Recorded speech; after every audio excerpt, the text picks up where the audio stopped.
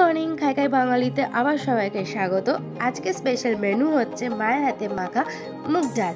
তো এখানে কি কি ইনগ্রিডিয়েন্টস লাগছে দেখিয়ে দিলাম। তারপরে একটা বোলের মধ্যে ভালো করে মুগ ডাল ধুয়ে পরিষ্কার করে দিয়ে দেওয়া হয়েছে। তারপরে এরকম লম্বা লম্বা করে কেটে আলু দিয়ে দেওয়া হলো, কিছুটা পেঁয়াজ কুচি, কয়েকটা চেরা কাঁচা লঙ্কা, কয়েকটা কারি পাতা আর অবশ্যই তেঁতুল। তারপরে মশলার মধ্যে যাবে শুধু হলুদ গুঁড়ো আর নুন আর কিছুটা তেল দিয়ে ভালো করে এটাকে মাখতে হবে, যার জন্য এই রেসিপিটার নাম হচ্ছে মায়ের হাতে মাখা মুগ ডাল, মায়ের ভালোবাসা। তো তারপরে যখন ভালো করে এটা মাখা হয়ে যাবে তখন একটা কড়াইয়ের মধ্যে কিছুটা সর্ষের তেল দিয়ে ওর মধ্যে দেওয়া হবে 5 ফোড়ন আর তেজপাতা। তো যখন ভালো করে এই 5 ফোড়ন আর তেজপাতাটা ভাজা হয়ে যাবে তখন দিয়ে দেওয়া হবে হচ্ছে মুগ ডাল মাখাটা।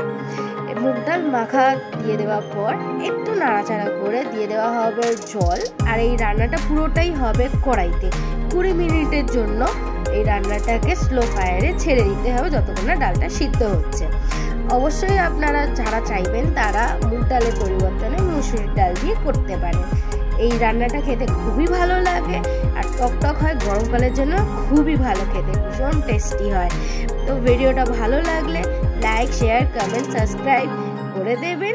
আর এরকম নতুন নতুন রান্না দেখার জন্য আমার চ্যানেলটাকে অবশ্যই ফলো করে দেবেন। Thank you, enjoy.